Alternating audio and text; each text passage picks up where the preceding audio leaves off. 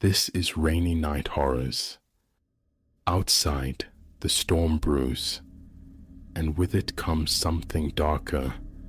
Every drop masks a sound, every shadow holds a shape. You're not imagining it. You're hearing the truth. Listen closely. It's already here.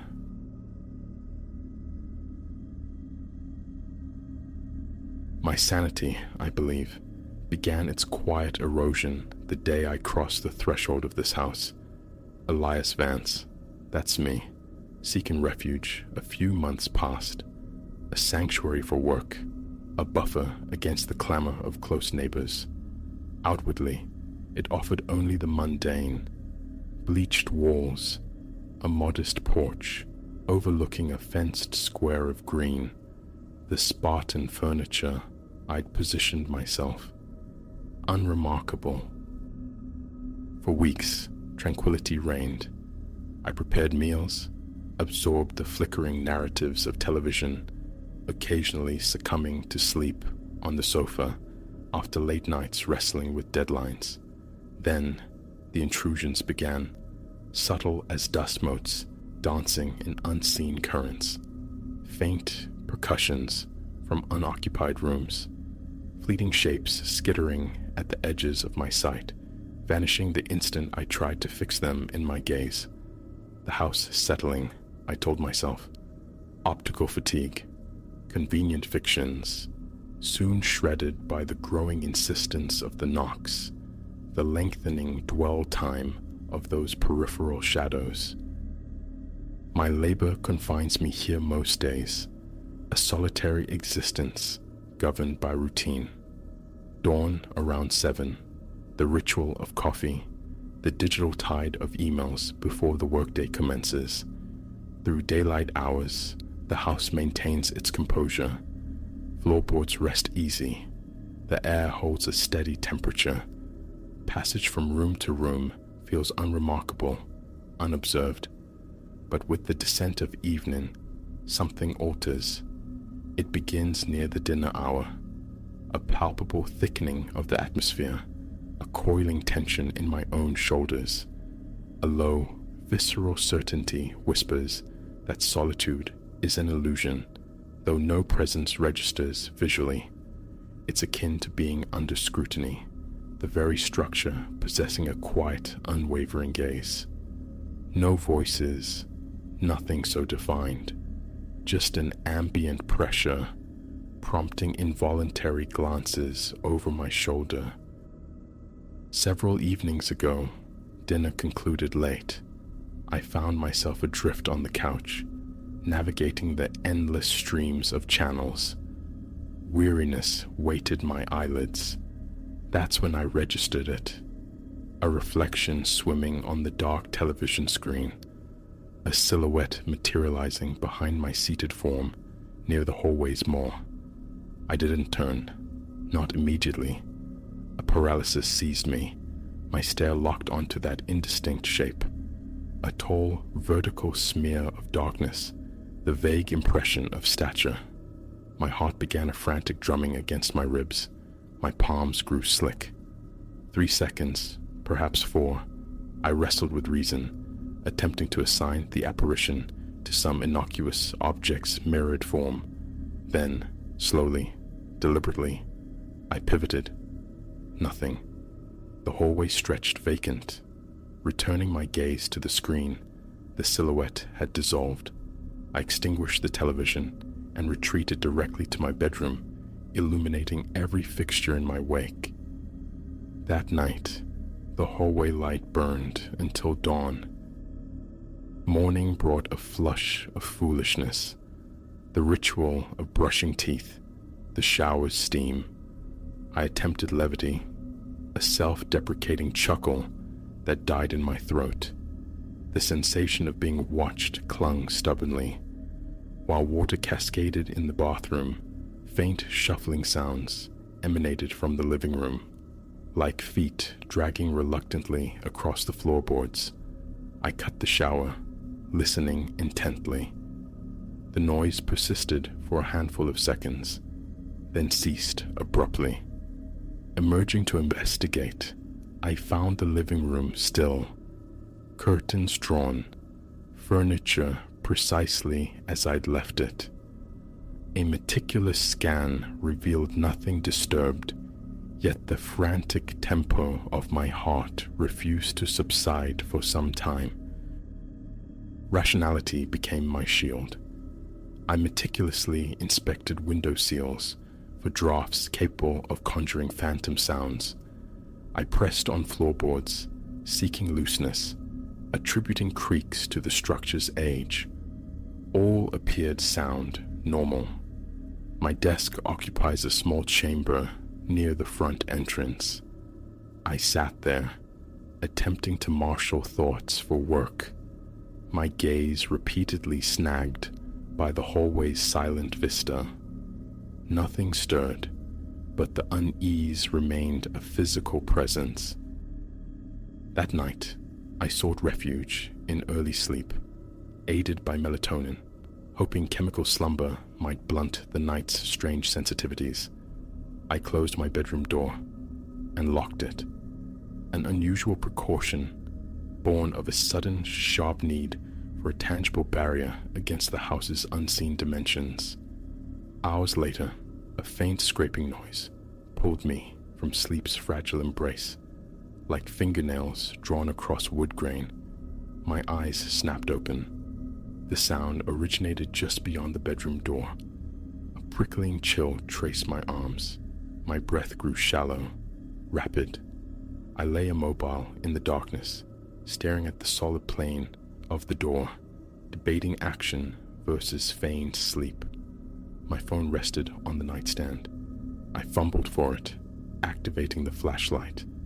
The instant the beam struck the door, the scraping ceased. My heart hammered, a painful pressure building in my chest. I remained thus for long moments, light trained on the door, ears straining against the profound silence that had fallen. Eventually, summoning resolve, I rose, switched on the overhead light, and approached. With a trembling hand, I unlocked and opened the door. The hallway yawned empty. The air, however, felt distinctly colder, biting at my bare feet through the floorboards. I scanned left, right, flipping the whole light switch. No one. No marks marred the door's surface. The knob felt solid, secure. Retreating, I relatched and locked the door, then spent the remainder of the night awake, scrolling through the phone's meaningless glow, intermittent music deployed to fracture the oppressive quiet. The thought of summoning company, a friend, a relative, flickered, but shame extinguished it. A grown man, unnerved by his own home. The words felt absurd. My house does peculiar things after dark. Instead, I pursued a more detached approach. A small digital camera, purchased and positioned on a living room shelf, its lens aimed toward the main space and the corridor leading to my bedroom. The first night's recording captured only cryptic audio artifacts, minute raps, sporadic clicks. Visually, nothing but the empty room bathed in low light grain. The second night yielded faint footfalls on the audio track and a transient flicker of the overhead lamp caught on video, though no discernible form accompanied it. A thorough check revealed no faulty wiring, no earthly reason for the light's brief falter. A flashlight became my bedside companion. Pre-sleep rituals expanded to include meticulous checks of every lock, every window latch. Even the shower curtain warranted inspection, pulled aside nightly against the persistent, formless anxiety. One evening, attempting normalcy through the routine of dinner preparation, chopping vegetables, grilling chicken, the kitchen light began a slow, deliberate pulse. Not a flicker, but a gradual dimming followed by a return to full brightness, repeated several times. My heart leaped. I kept glancing upward, seeking a loose bulb. Tightening it changed nothing. The ebb and flow continued for several more seconds, then stabilized. For the rest of that night, the light behaved impeccably. A few days later, reading in bed near 10, the house wrapped in silence. The window stood slightly ajar, admitting cool night air. Then, a low humming intruded, an electronic drone, seemingly emanating from the hallway. I lowered my book, listening. The sound intensified, then cut off with startling abruptness. Flashlight in hand, I ventured into the corridor. Nothing visible. I swept the beam across the walls, searching for a malfunctioning outlet. All seemed ordinary. It was then I heard it. A soft thud from behind me, back towards my bedroom. I spun, light stabbing the darkness. Empty. But my gaze snagged on the bedroom door. It was moving, slowly easing inward, as if gently pushed. A cold dread pooled in my stomach. Taking a steadying breath, I stepped back into the room. Vacant. Sweat beaded on my forehead. My legs felt unreliable. I checked the window. Barely open, the draft insufficient to move the heavy door in such a manner. I closed the window fully, then experimentally swung the door, testing its weight and resistance. It required definite effort, not the wind. I stood there, pulse racing, a captive in my own uncertain space. That night, I left the door ajar, affording a view down the hall from my bed. Sleep came only in ragged fragments, 20 or 30 minutes at a stretch, each trivial creak or settling sound jolting me back to panicked awareness. The situation escalated definitively about a week later. I woke near 2 a.m., drawn from sleep by a scraping sound against the living room walls. Not loud, but gratingly persistent, like heavy furniture being laboriously dragged. Flashlight gripped tight, I forced myself to investigate. Body rigid, throat parched. Reaching the living room, I flicked on the overhead light. The couch sat askew, shifted several inches from its usual position, angled slightly towards the lifeless television screen. A certainty settled upon me. I had not left it like this. My hands trembled as I circled the displaced sofa, searching for signs of intrusion. The front door remained securely locked, windows fastened. Nothing else seemed disturbed. I shoved the couch back into alignment, then stood, breathing heavily, grappling with the impossible question of agency. Sleep was banished for the remainder of the night. I retreated to the armchair opposite the couch, lights blazing, maintaining a weary vigil, eyes ceaselessly scanning the room's corners for any flicker of shadow, any hint of movement. Around 4 a.m., a faint click echoed from the hallway, but nothing followed. Only the slow arrival of dawn brought a measure of relief. The mundane sunlight temporarily sanitizing the house, rendering the night's events dreamlike, unreal. Now, every dusk signals a descent. As sunset bleeds across the sky, my pulse quickens, muscles clench. I find myself prowling the house, a restless circuit through each room, flipping lights on, then off, testing the environment's response. Sometimes I stand motionless in the hallway, holding my breath, straining to capture the elusive sounds of footsteps or scratching. I've heard them countless times, yet their source remains maddeningly diffuse, echoing through the walls, sometimes seeming to originate overhead, sometimes from within the partitions themselves. Leaving has become a recurring thought, yet the investment of time, money, and hope anchors me here. A part of me, stubborn or foolish, demands understanding. I summoned an electrician.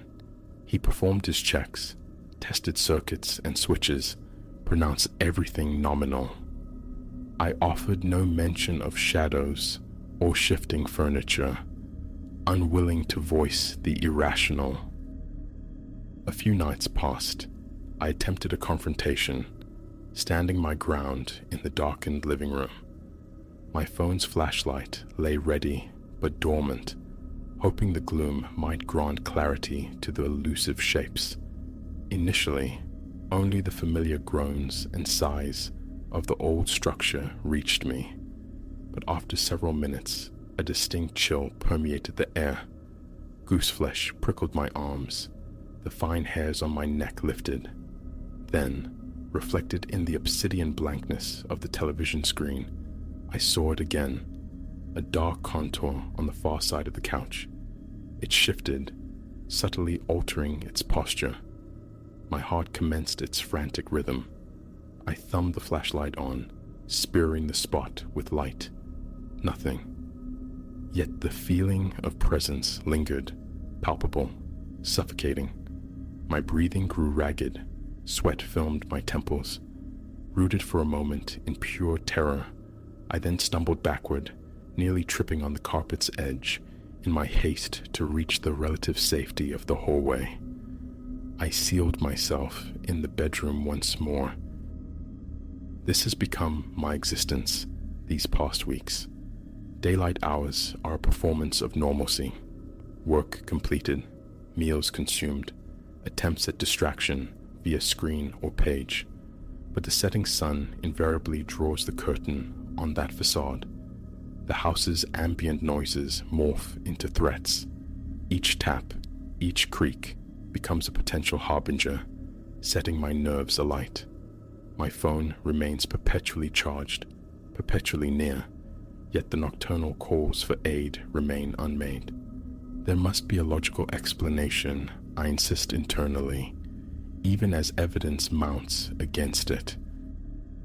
Last night introduced a new horror. Lying in bed near midnight, drifting towards sleep, eyes closed, actively trying to ignore the house's nocturnal murmurs. Suddenly, I felt the mattress dip beside me, a distinct compression, as if someone had sat down. My eyes flew open. I froze, utterly still. The blankets felt tauter, pulled downward by an unseen weight. Sheer panic constricted my chest, stealing my breath. Seconds stretched into an eternity before the pressure abruptly vanished. I snatched my phone, thumbed the flashlight, sweeping its beam across the bed, the room. Empty. The door remained locked. Nausea churned in my gut. Scrambling out of bed, I unlocked the door and fled, practically running to the living room. There I remained, huddled on the couch under the glare of every light, until morning painted the windows gray. Sleep offered no refuge, only brief, jarring lapses, followed by heart-pounding awakenings. I don't understand what resides here. No evidence points to a human intruder. Cameras yield only ambiguity. Locks hold firm. Inspections reveal nothing amiss. Yet the disquieting movements, the phantom sounds, the chilling certainty of a presence, these persist, intensify. The toll is physical, a constant restlessness, eyes perpetually scanning, ears forever straining for the next scrape, the next footfall. My appetite wanes, overshadowed by the knot of anxiety permanently lodged in my stomach. The allure of a motel room, of uninterrupted sleep, grows stronger daily. This is my reality now. I write this near midday, bathed in the deceptive normalcy of daylight. But tonight, the footsteps will return. Shadows will writhe at the periphery, dissolving under direct light. My bedroom door will be locked, yet scratching will sound from the hallway. Perhaps the mattress will dip again, or the couch will migrate, or the lights will perform their spectral dimming act, and I will be left alone, listening to the frantic pulse in my own ears, wondering if my mind is fracturing, or if this house is, in some terrifying way, awake. Answers elude me, but this I know. Whatever haunts these rooms is undeniable. The place I sought as sanctuary is now a source of escalating dread, filled with inexplicable whispers and shadows that crawl beneath my skin. Something is here with me every night, and home is no longer safe.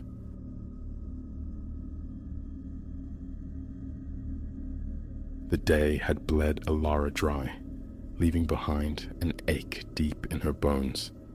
All she craved was a pause, a handful of minutes stolen back before the journey home swallowed her whole. She slipped into a station lavatory, one of those forgotten alcoves shunned by the usual thrum of transit. The terminus itself was cavernous and hushed, footsteps ghosting in the vaulted distance. Midnight loomed, or perhaps had already passed, and the profound stillness was a balm. Just a splash of cold water, a moment to shed the day's skin. That was the modest prayer. Inside, the light was a sallow, stuttering thing, fluorescence buzzing erratically, casting skeletal shadows across the grime-webbed tiles. A profound quiet reigned, pierced only by that insistent electrical hum. Alara chose a stall, the lock clicking with metallic finality, a flimsy shield against the world. She sagged against the cool metal door, eyelids fluttering closed, attempting to dissolve into the relative dark. And then, a sound, a dry whisper of movement just outside, the scuffing friction of something dragged. Her muscles went taut, every nerve ending alight, straining to decipher the stillness. It vanished as abruptly as it began, leaving only the drone of the failing lights. Someone else seeking refuge, perhaps, weary like her. She willed her shoulders to drop, leaned back once more, seeking oblivion. It returned, a slow, grating scrape this time, deliberate, like stone tortured across the floor tiles, closer now, undeniably outside her fragile sanctuary. Her eyes snapped open, her pulse leapt, a frantic drum against her ribs. A glance downward revealed nothing but the stained ceramic beneath the door's gap, yet the sound persisted, measured, unhurried, drawing nearer. Her fists clenched, breath held captive in her chest, desperate not to betray her presence. Through the narrow space at the bottom, a sliver of shadow elongated, inching forward. Then, impossibly, something slid into view beneath the partition, a cold glass eye, the unblinking aperture of a camera lens, stark, unmistakable, aimed directly at her. A hand, disembodied, held it fast, pressing it flush against the grimy floor. Raw panic surged, a tide threatening to drown her. Her heartbeat, a deafening roar, she felt sure must be audible. Thought fractured. What now? Silence was paramount, acknowledgement, fatal. But the terror clawed at her throat. With excruciating slowness, she drew her feet from the floor, pressing her spine flat against the stall's back wall, shrinking into herself, praying for invisibility. The lens remained utterly still, a patient predator waiting for the slightest twitch. An age seemed to crawl by before the lens retracted, sliding back into the unseen. A ragged, trembling breath escaped Alara's lips. Her hands, slick with sweat, gripped the stall walls. She waited, ears straining against the silence, listening for retreat, for any sign of departure. Nothing. Only the ceaseless hum overhead. She forced air into her lungs, trying to quell the tremor, trying to forge a plan. Her mind churned with visions of the Watcher, lurking just beyond the thin metal door. Leaving felt impossible. Staying, untenable. Gingerly, soundlessly, she twisted the lock. The door groaned open a mere fraction. She peered through the slit. The washroom appeared deserted, bathed in the sickly light, the buzzing the only sound. A hesitant step out onto the tiles, her heart hammering. Then a flicker of motion in the periphery, deep in the room's farthest corner. A shape stood there, swallowed partially by shadow, observing. The face was indistinct, a blur in the dimness, but the posture was absolute stillness, focused entirely on her. A cold knot tightened in Alara's stomach as she saw it, a phone held aloft, its screen casting a faint, ghastly glow. Recording. A wave of pure, paralyzing dread washed over her, rooting her feet to the spot. Escape screamed in her mind, but her limbs refused. She stood frozen, locked in a silent confrontation, thoughts scattering like startled birds. Without preamble, the figure detached itself from the gloom, taking a single step forward. A fleeting impression of the face, pallid, utterly devoid of expression, eyes like chips of obsidian boring into her soul. No word, no sound, just another deliberate step closer, the intense gaze unwavering. Instinct finally broke the spell. Alara's body reacted, pivoting, launching her toward the exit. Her footfalls clattered, amplified in the echoing space, a frantic rhythm against the backdrop of her own ragged breathing. Behind her, she registered the sound of pursuit.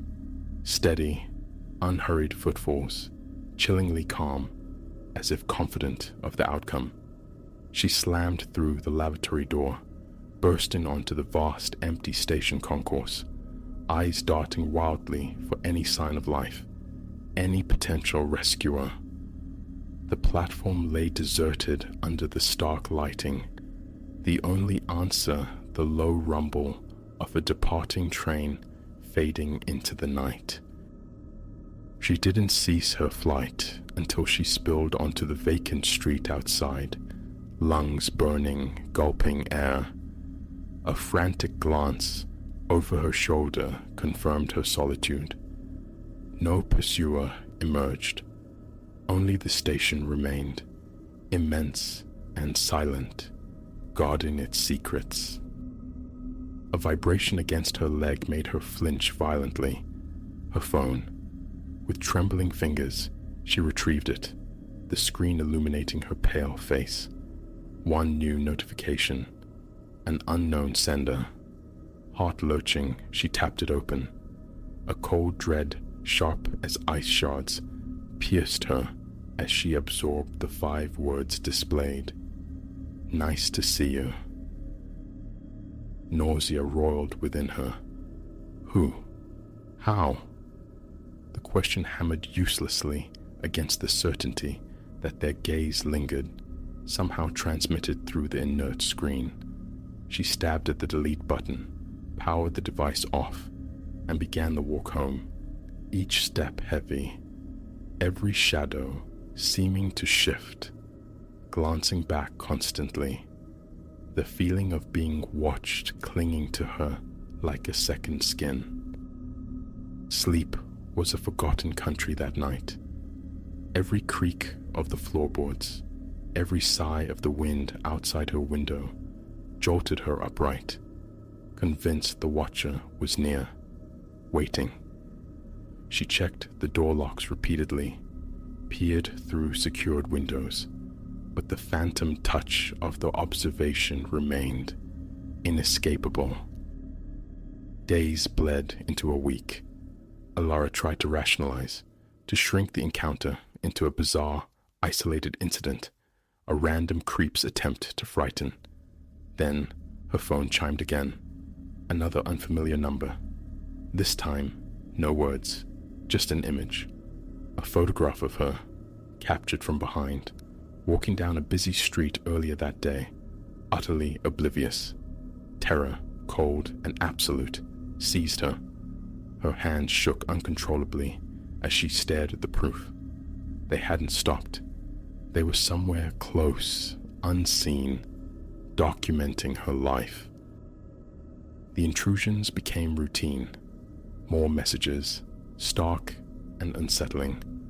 Pictures taken through windows, across cafe tables, snippets of overheard conversations relayed back to her, details of her clothing, her destinations. The world began to warp around her. Paranoia became her constant companion. Every stranger's glance felt loaded. Every shadow held a potential threat. She reported it, presenting the chilling evidence to impassive officers who spoke of insufficient grounds, of untraceable numbers. She changed her number, fled her apartment for another anonymous box, meticulously altered her routes, her habits, desperate to break the invisible tether. It was futile. The messages always found her, persistent, intimate reminders that escape was an illusion. Wherever she went, whatever she did, they saw. And now, seated here, trying to anchor herself in the telling, her phone vibrates against the table. A familiar dread coils in her stomach. Another message has arrived.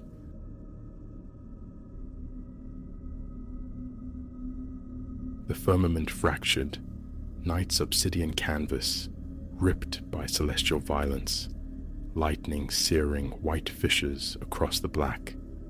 Who could fathom such raw beauty, heralding a descent into dread, a shadow that would stretch across years? I was navigating the serpentine roads from my mother's house, bone-weary from a day wrestling furniture, corralling memories into cardboard boxes. In the back seat, my daughter Maya drifted in slumber, her small hand fiercely guarding a threadbare plush owl. A 2-hour journey, perhaps, on a kinder night, but this tempest, gathering its fury, promised a longer, darker passage. Rain cascaded, a liquid curtain so dense the wipers, frantic at their highest setting, carved only fleeting glimpses of the asphalt ribbon disappearing 10 feet ahead. We plunged deeper into a forest that crowded the road, its arboreal walls thick and watchful. Each electric flare transformed familiar trees into skeletal specters, their branches clawing at the bruised sky, casting phantoms that writhed towards our fragile capsule of metal and glass. My grip tightened on the wheel, knuckles pale islands in a sea of tension. An hour still remained between us and home, yet the storm raged unabated, a primal tantrum with no end in sight. The impulse to surrender, to pull on to the sodden shoulder and wait, warred with a deeper unease. The vulnerability of stillness on this desolate artery. Then the world cracked open. A thunderclap, immediate and visceral, jolted me. In that sliver of startled reflex, the tires met a treacherous slickness. Control dissolved. We were pirouetting, a slow-motion ballet of impending disaster. Trees lunged from the periphery, a green blur rushing to embrace us. Maya's cry, sharp and bewildered, pierced the roaring air as sleep was torn from her. A sickening heave, the earth falling away beneath us, followed by a collision that resonated deep in my bones. Silence, save for the relentless drumming of rain on the roof and the ragged rhythm of my own breath. Maya's soft whimpers surfaced through the fog. "Mama, what was that?" Ignoring the jagged protest in my neck, I twisted towards her. "It's all right, sweetling. Just a little bump. Are you hurt anywhere?" Her head moved side to side, eyes vast pools reflecting the storm-lit chaos outside. Relief, thin but present, allowed me to assess our predicament. The car lay tilted precariously down an embankment, its trajectory halted by the unyielding girth of an ancient oak. The ignition turned, coughed a metallic death rattle, and fell silent. A cold fist clenched around my heart. Stranded, lost in this deluge, miles from anywhere. My phone, clutched like a talisman, offered only a dead, mocking screen. No bars, no lifeline. "Okay," I forced the word out, striving for a calm I didn't possess, a shield for Maya. "We'll be fine. Someone will drive by. Help will come." But the minutes bled into an hour, then stretched towards 2, marked only by the storm's monotonous percussion. No headlights sliced the gloom. The chill began to seep into the cabin, insidious and deep. Maya, abandoning the back seat, huddled against me, a small shivering bird seeking warmth. Just as hope frayed to its final thread, twin beams pierced the oppressive darkness, a luminescence cutting through the downpour. My breath caught. A truck, slowing, pulling onto the shoulder opposite our wreck. A figure emerged, head bowed against the onslaught, moving towards us. I lowered the window a fraction, the damp chill rushing in. "Are you folks okay?" The voice was deep, muffled by the rain. Lightning briefly illuminated a man's face beneath a sodden baseball cap. "We had an accident," I managed, my voice trembling with cold, with the residue of adrenaline. "The car's dead. Could we possibly use your phone?" He shook his head, rain streaming from the cap's brim. "No signal out this far, Mom, but I can take you to town. About 20 miles that way." Hesitation coiled within me. Every primal warning screamed against trusting this stranger, this apparition conjured by the storm. Yet, the alternative? Huddling here until dawn, or worse. "Thank you," I said, injecting a false confidence into the words. "That would be wonderful." He gave a curt nod. "Right then. Get your things. Come on over. We'll get you sorted." I gathered our jackets, Maya's owl, then eased her out into the lashing rain. Instantaneously soaked, we scrambled up the muddy incline. He stood by his truck. The passenger door swung open, an invitation into the dim interior. As we drew closer, something snagged my attention. A flicker in his eyes, an unsettling stillness to his posture that sent ice water through my veins. "Actually," I heard myself say, pulling Maya tighter against my hip, "perhaps we should just wait. For the police. Someone will find the car." The change was instantaneous, terrifying. The veneer of helpfulness dissolved, revealing something flinty and predatory beneath. "That wasn't exactly a suggestion," he murmured, the voice now low, freighted with menace. My blood turned to slush as his hand moved inside his jacket. A glint of reflected light. Steel. A knife blade, catching the weak glow from his dashboard. "Get in," he commanded, the word sharp as the blade itself. "Both of you. Now," Maya whimpered, burying her face against my side. My thoughts scattered, frantic for an escape route that didn't exist. Alone, unarmed, hemmed in by the storm and this sudden, inexplicable violence. "Please," the word was a fragile whisper. "We don't want trouble." Just let us go. A laugh, harsh and grating, momentarily drowned by another thunderous rupture overhead. Oh, you're in trouble. Get in the damn truck before I run out of patience. My gaze dropped to Maya, her small face a mask of pure terror, then snapped back to the man, the knife. A surge, primal and fierce, flooded me. Protect her. With a strangled cry, I thrust Maya behind me and threw myself at him. Surprise gave me a fleeting advantage.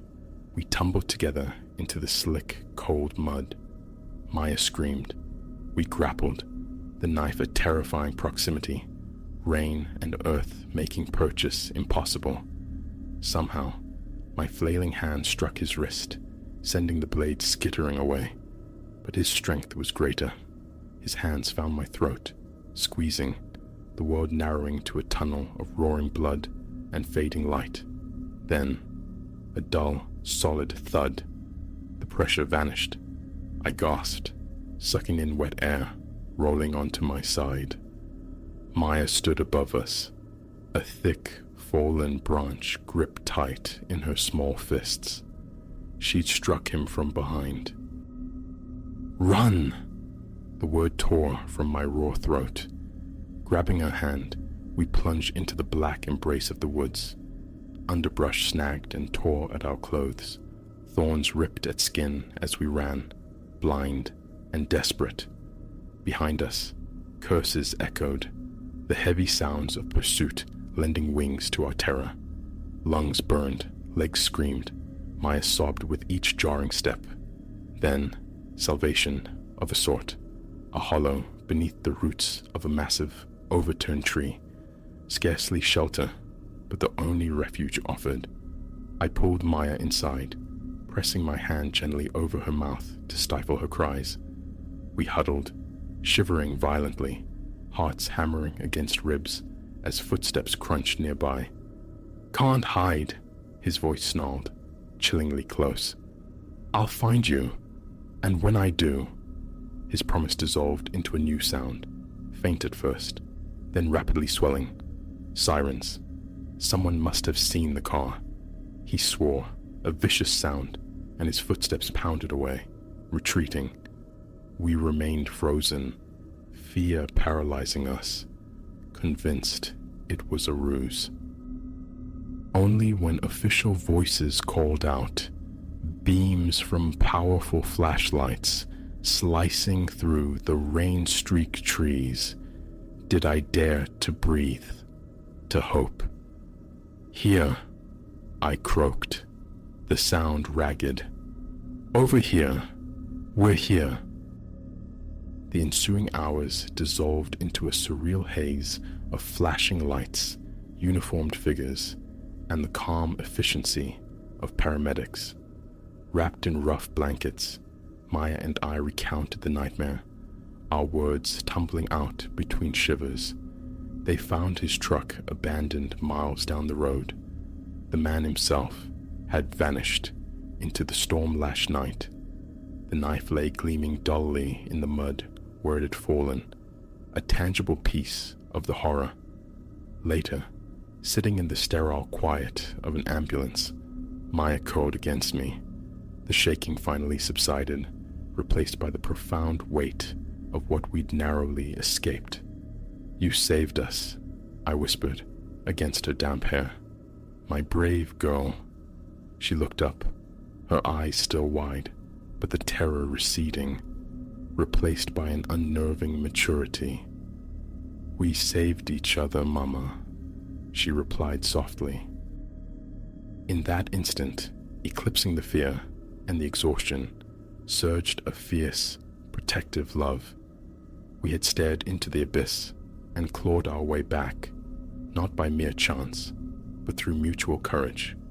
The path forward would be shadowed, I knew, marked by sleepless nights, therapy's quiet rooms, the long relearning of safety. But we were alive. We were indivisible. Whatever awaited us, we would meet it as we had met the storm and the man, together, drawing strength from the fierce, unbreakable filament connecting mother and child. As the ambulance doors closed, sealing us from the receding tempest, the first pale fingers of dawn tentatively probed the bruised clouds. A new day.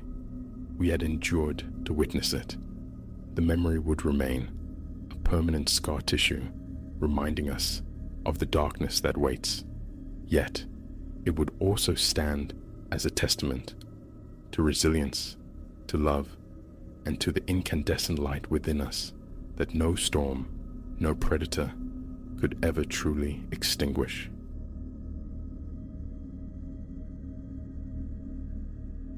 The torch beam stuttered, a faltering heartbeat throwing spasms of shadow against the slick, weeping stone. I rapped the metal casing against my thigh, a desperate prayer whispered with knuckles, but the illumination only sickened, retreating further into the cavern's deep-throated dark. That dwindling circle was our compass, our sun, our fragile tether to the known, and it was unraveling. Ilara? Reese? My voice, thin and reedy, stretched out only to be swallowed by the damp, indifferent rock. We might have a situation. A simple descent, they'd called it. Months, Ilara, Reese, and I had spent charting this subterranean adventure. Seasoned trekkers above ground, yes, but novices in this labyrinthine underworld. The siren song of discovery, the allure of the unseen, had deafened us to caution's murmur. Now, hemmed in by a darkness that felt absolute, the weight of our naivete began to press. We'd breached the cave's maw near dawn, laden with schematics, coils of rope, and provisions deemed ample. The initial hours pulsed with exhilaration.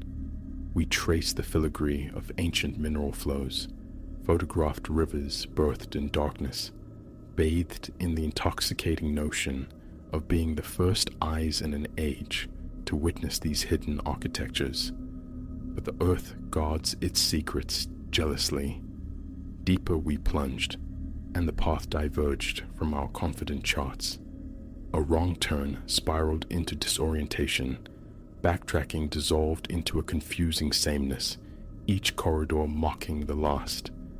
Then Reese, his footing betrayed by unseen moisture, crumpled with a sharp cry, his ankle twisted beneath him, not broken, but damaged enough to bleed momentum from our expedition. And now this, our primary beacon faltering towards oblivion. A situation? Alara's voice emerged from the blackness to my left, stretched taut over a frame of rising panic. I swept the dying beam her way, catching the frantic gleam in her wide pupils. "The torch," I stated, the words blunt instruments. "It's failing. Batteries must be shot." Reese hobbled closer, his face a pale mask in the gloom. "Can't be. They were new this morning. Sealed." "Well, the cave disagrees," I retorted, the sharpness instantly regretted. Futile, this blame. We were woven together in this predicament. Alara fumbled for her phone, its screen blooming into life, casting her features in an ethereal, chilling luminescence. 0 bars, naturally, but the light. We can use its light for now. I nodded, a surge of gratitude for her presence of mind. Right, but sparingly. We've no idea how long now has to last down here. The chill finality of it began to crystallize. Adrift in a subterranean maze, our light measured in percentages, the surface world deaf to any cry. The cool, moist air, once a welcome balm, now felt predatory, clinging like a shroud, leaching warmth from bone. All right, I forced a measure of calm into my tone, a captain steadying a phantom tiller. Wandering is suicide. We need structure, a plan. Reese nodded, his breath catching as he shifted weight onto the injured foot. Retrace. Try to find the main artery we came in on. A sound strategy, on paper, in the suffocating confines, illuminated only by the phone's narrow, artificial glare, it proved maddening. Every fissure seemed familiar, yet alien. We commit to a passage, hearts lifting with fragile recognition, only to be rebuffed by a cold dead end or thrust into a chamber utterly unknown. Hours bled one into the next, indistinguishable in the perpetual subterranean night. We husbanded our dwindling water, portioned out crumbs of food, acutely aware of their preciousness. The silence grew immense, broken only by the scuff of our boots, the rhythmic plink of water weeping from the vaulted ceiling somewhere above, and our own increasingly ragged breaths. The strain etched itself onto us. Reese's limp deepened into a painful drag. Alara's hand, holding the phone aloft like a weakening talisman, trembled visibly as its battery icon bled towards empty. A primal claustrophobia began to constrict my chest, the sheer tonnage of rock and earth above feeling heavier, more personal, with every step. Then came the sound, so subtle at first, a vibration more than a noise. I dismissed it as blood pounding in my ears, a low, guttural rumble resonating through the very stone beneath our feet. "Did you feel that?" I breathed, the question swallowed by the sudden tension. Alara's eyes, huge in the phone's glow, met mine. What was it? The ground? Before the thought could fully form, the rumbling returned, amplified, shaking the floor. Pebbles danced across the stone, and a fine, gritty dust began to sift down from the unseen ceiling. "Move," Reese urged, his voice sharp with sudden instinct. "Find cover. Now." We lurched forward, directionless. The goal no longer escape, but simply survival. Find a space less likely to collapse. A refuge should the mountain decide to shrug us off. The tremors intensified. A deep, seismic groan. Larger stones detached, thudding nearby, forcing us into a stumbling, weaving run. Ilara's phone beam slashed wildly, painting the chaos in strobing, nightmarish flashes. Just as exhaustion threatened to buckle my knees, we spilled out of a narrow passage into a vast cavern. The ceiling soared into invisibility above, buttressed by colossal pillars of stone, ancient sentinels of the deep. It felt inherently more stable, a geological sanctuary. Wordlessly, drawn by the same instinct, we converged near the center. We huddled close as the world shuddered around us. I felt Alara's slight frame trembling against mine, heard Reese's harsh, labored breathing. In that moment, staring into the abyss of our potential end, A fierce, protective warmth bloomed for these two souls beside me. Whatever darkness awaited, we faced it bound together. The subterranean violence seemed to stretch for an age, but likely lasted only moments. When the last tremor faded, it left behind a silence that was thick, choking, absolute, and the phone in Alara's hand was dead, whether shattered by the shaking or finally succumbing to its drained battery. The result was the same. We were plunged into a darkness so profound it felt like a physical substance. I'd heard the cliche, "Can't see your hand in front of your face," and dismissed it. Now, I understood. The blackness was total, pressing against my eyelids, extinguishing the very memory of light. Is everyone intact? My voice was a dry rasp, thick with dust. "Think so," Alara whispered back, small and fragile in the void. A grunt from Reese confirmed his presence beside me. We remained there, suspended in the aftermath, adrift in individual oceans of fear. The stark truth was unavoidable now, lost, lightless, entombed, perhaps permanently. The odds felt infinitesimally small, dwindling towards zero. Yet the simple fact remained. We breathed, and while breath remained, surrender was unthinkable. "Right," I said, shattering the heavy silence. "Thinking caps on. There has to be another way." "How?" Alara's voice frayed at the edges. "We don't even know where here is."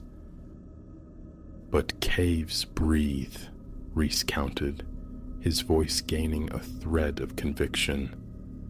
"Air moves.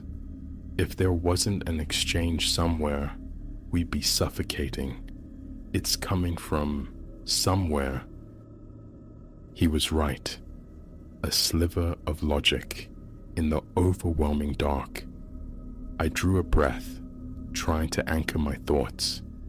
"Okay, spread out slowly. Feel along the floor, the walls.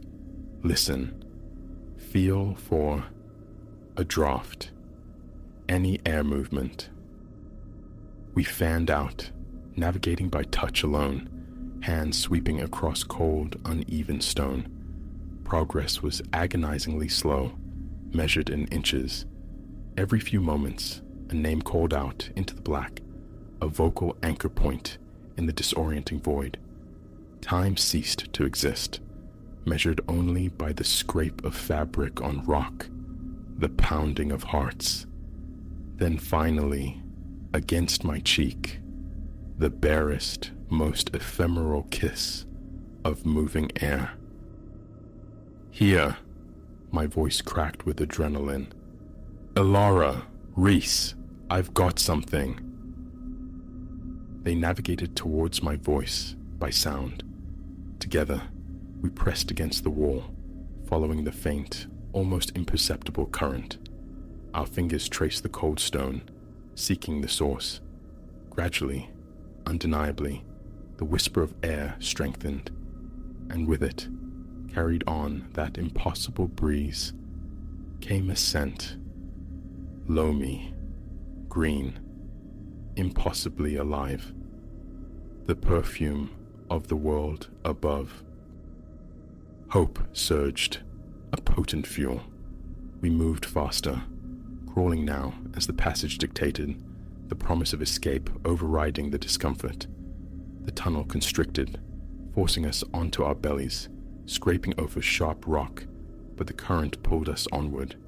And then, infinitesimally small, almost imagined, a single point of light pricked the oppressive blackness ahead. It wavered, vanished, reappeared. As we crawled closer, it solidified, grew fractionally larger. Daylight fractured and filtered through a narrow fissure. The opening was minuscule, a mere crack in the mountain's flank, barely wide enough to admit a hand. But it was egress, it was salvation. Fueled by a desperate primal energy, we attacked the opening, tearing at loose rock, widening the gap millimeter by painful millimeter. Stone bit into our palms, scraped our knuckles raw, but the pain registered dimly, eclipsed by the blinding imperative to escape. Finally, it was enough. One by one, we forced our bruised bodies through the rough aperture, tumbling out into the staggering, almost violent brilliance of late afternoon sun. We lay sprawled on a slope thick with grass, far removed from our entry point, blinking against the light, alive. Gasping the clean, sweet air, feeling the sun's warmth soak into our chilled skin, a profound, aching gratitude washed over me for the simple miracle of existence, for the resilience of friendship, for the overwhelming gift of light returned. Our subterranean passage had spanned less than 2 days, yet it had irrevocably reshaped us. We carried back a humbling respect for the Earth's indifferent power and a startling awareness of our own tenacity. Above all, we had learned, viscerally and forever, never to mistake the light for granted.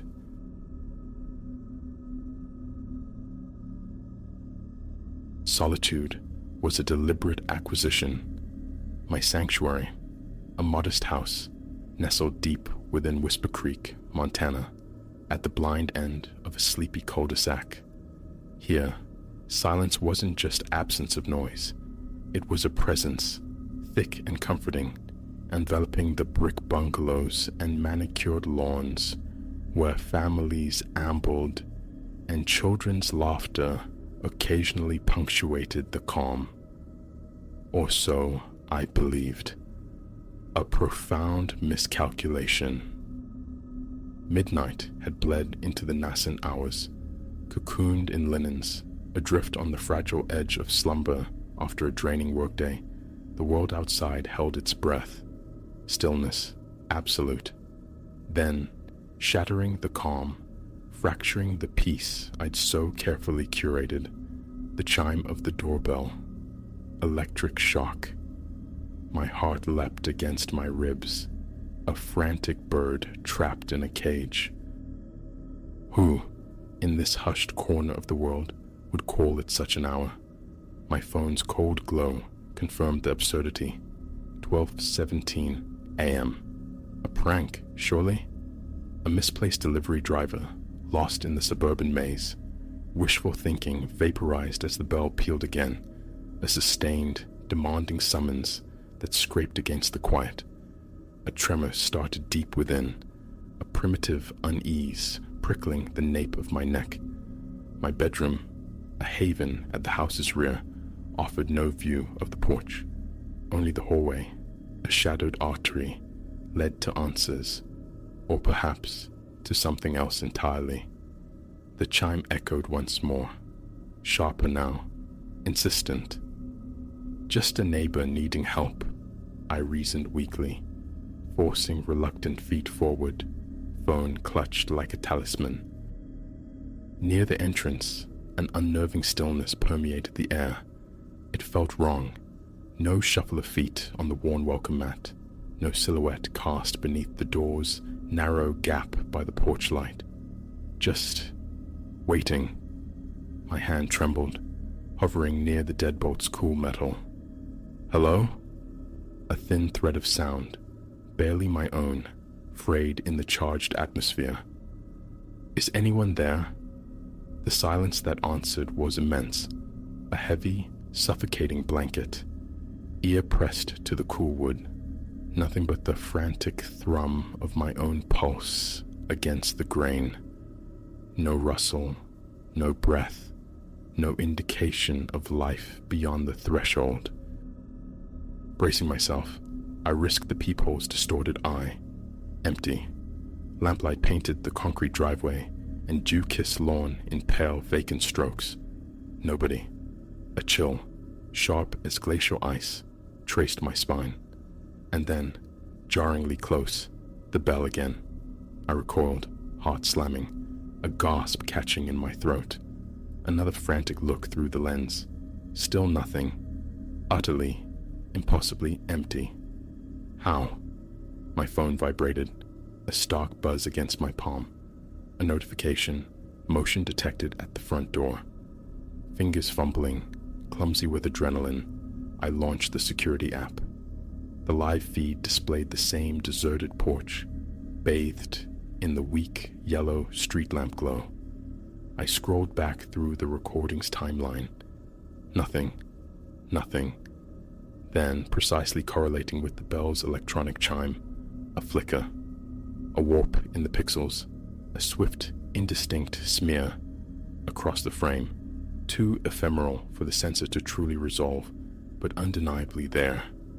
A presence sensed, not seen, like static clinging to the very edge of perception.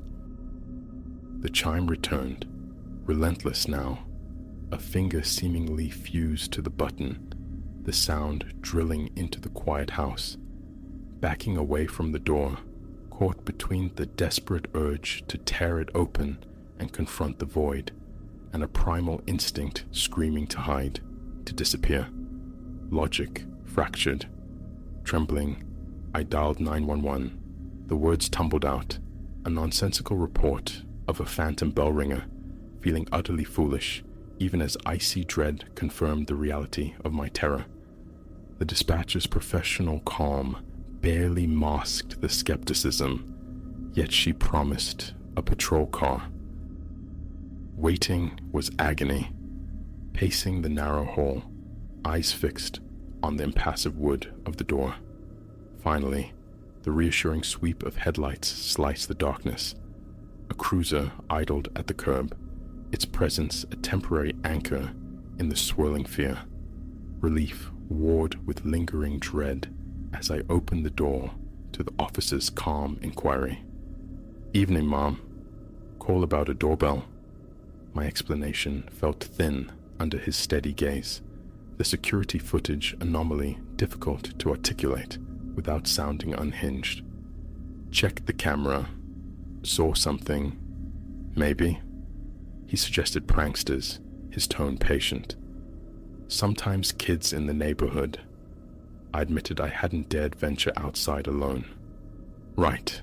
Stay put," he instructed, his flashlight beam cutting a decisive swathe around the house's perimeter, probing the shadows. The night pressed in, silent and heavy, watchful. Minutes later, he returned, boots quiet on the path. "Nothing," he reported, shaking his head, his breath misting slightly in the cool air. "No tracks, no disturbance. You certain you weren't dreaming, maybe?" Doubt, insidious and unwelcome, crept in. Was I overtired? Had stress conjured this phantom menace? Standing there in my pajamas, the sheer absurdity washed over me. Maybe? I conceded, cheeks burning with embarrassment. He offered a placating nod. "Stress does strange things. Call us again if anything else happens." He departed, taillight shrinking into the void, leaving me adrift once more in the oppressive quiet. Inside again, the deadbolt slid home with a hollow, definitive click. I leaned against the door, forcing shallow breaths, willing the mundane reality the officer represented to take hold. It was over. It had to be. Then, the chime. Piercing, immediate, impossibly loud. I froze, every nerve alight, disbelief warring with raw terror. He'd just left. They'd found nothing. Yet the bell persisted, a solid, unbroken drone, vibrating through the very wood beneath my hand, resonating in my bones. Through the peephole, emptiness absolute. Still, the ringing drilled into the silence, relentless, inescapable, filling every corner of the house. A strangled gasp escaped me as I stumbled backward, away from the vibrating door. Panic seized me, cold and suffocating. The sound swelled, consuming the small house, echoing not just in the hall, but inside my skull. A physical pressure. I clamped hands over my ears, a futile gesture against the sonic assault. Louder, louder. And then, silence. Abrupt, profound, leaving a ringing vacancy in its wake. My body remained rigid, coiled, anticipating the next assault. Nothing. A shuddering breath escaped my lips, tasting like dust and fear. Turning, finally, towards the illusory sanctuary of my room, my gaze snagged on something alien.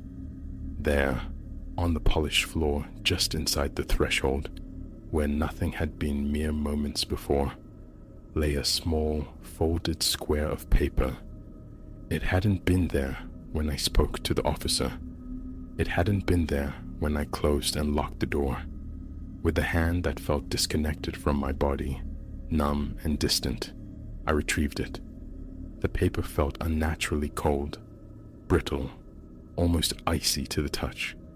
I unfolded the single crease. 4 words, scrawled in a frantic, jagged script that seemed to vibrate on the page, leaped out. I'm already inside. The walls seemed to contract, shadows deepening, morphing into watchful, predatory shapes. The familiar contours of my home twisted into something menacing and unknown. Clutching the icy paper, its message burning into my palm, I retreated, eyes scanning every corner, every doorway, every sliver of darkness. Time lost meaning. How long did I stand paralyzed, listening only to the frantic pulse hammering in my ears, straining for the slightest creak, the faintest breath that wasn't my own?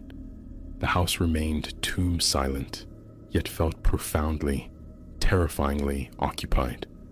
Eventually, abandoning any thought of the bedroom upstairs, I navigated on trembling legs to the living room sofa.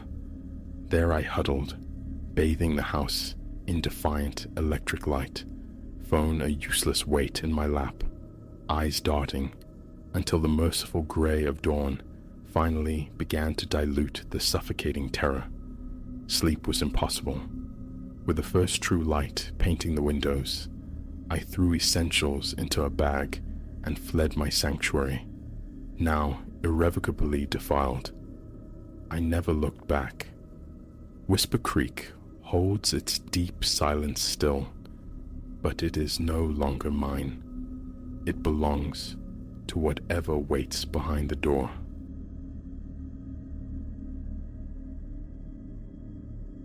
A premonition, a shiver not born of cold, traced my spine the instant my boots met the asphalt of that forgotten lane. Street lamps, sparse and dying, cast twitching pools of light onto the cracked pavement. Exhaustion clung to me, a leaden shroud after the day's toil. Home was a siren call I yearned to answer. Then the house materialized on the corner. 2 stories of brooding silhouette, windows gaping like vacant eyes. From within, a thread of melody unwound, thin and brittle. The ghost of some bygone waltz played on a phonograph thick with dust. No lights burned within its depths, yet an undeniable current tugged me closer. Perhaps, I reasoned against my better judgment, someone inside knew a quicker path through this urban maze. The mistake announced itself the moment my weight settled on the porch's yielding planks. Stairs ascended into shadow, marred by fissures that spiderwebbed across the wood. Testing the first step, my right foot plunged through rotten timber, a geyser of ancient dust erupting around my shin. I choked, grabbing for the handrail. It wobbled precariously in my grasp. A frantic drumbeat commenced in my temples. That spectral tune persisted, now slower, distorted, notes slurring as if the turntable itself were drowning. Through the vacant windows, only impenetrable darkness stared back. The door, slightly ajar, shed flakes of desiccated paint like diseased skin. A push. Hinges shrieked a protest. A high, dry, metallic cry, untouched by oil for decades. A violent exhalation of air, cold and carrying the scent of tombs, surged past me as I crossed the threshold. The door cannoned shut behind me with concussive force. My heart seized. I spun, wrestling the handle, immobile, utterly sealed. I stood frozen in the gloom-drenched vestibule. Floorboards groaned beneath my boots, then sagged ominously. A reflexive leap saved me as wood splintered, my leg plunging nearly knee-deep into the void before I wrenched it free, gasping. The air hung thick, a suffocating blend of stagnant breath and the sweetish decay of wood returning to earth. Inside, the disembodied waltz swelled, emanating not from a single point, but seeming to bleed from the very walls, an omnipresent, mournful resonance. Slow breaths, measured. I forced calm into lungs tight with panic. Each step became a cautious negotiation, testing the integrity of the floor near the relative solidity of the walls. A tremor started in my hands. A bead of sweat traced a cold path down my temple, my shirt clinging damply to my spine. Escape became the imperative, a rear exit, a window to force. But the nearby windows, those gaping voids from the street, were sealed from within by rough-hewn planks. Deeper, I ventured, drawn by slivers of spectral moonlight filtering through cracks in the plaster. My own tread seemed unnaturally loud, amplified, as if the house itself possessed vast hidden chambers. And then, the whispers, sibilant murmurs just at the edge of hearing, always behind me. Each swift turn revealed only the corridor receding into blackness.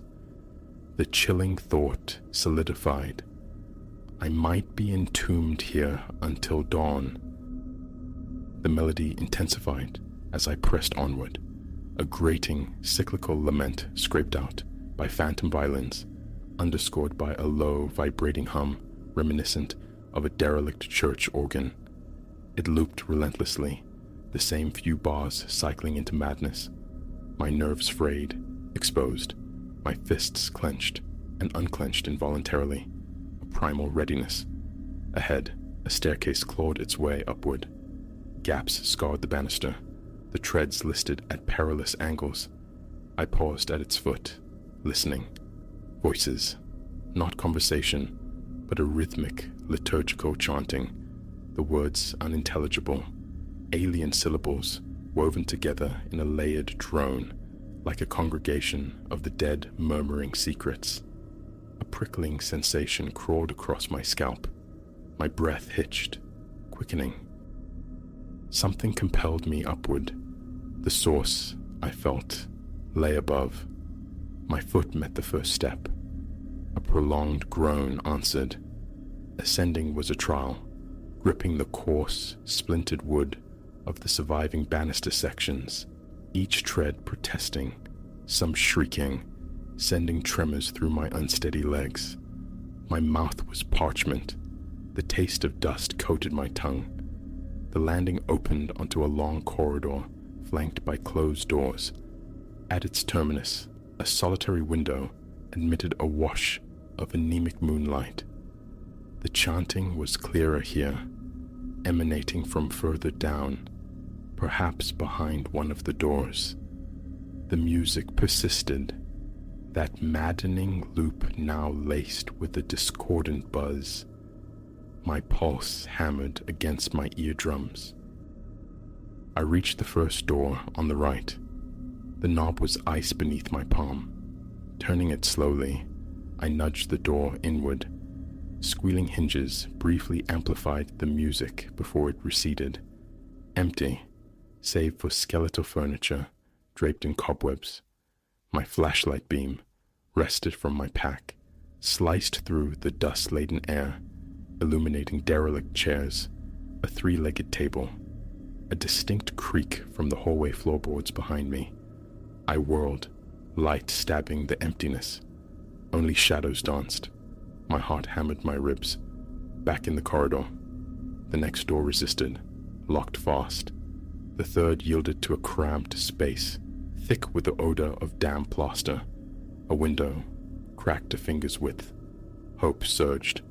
I heaved against it, desperate for egress, but it was fused shut. The chanting pulse nearer then, intimate, raising the hairs on my neck. Defeated, I retreated. As I neared the corridor's end, a disorienting illusion took hold. The final door seemed to recede with each step, the distance stretching impossibly.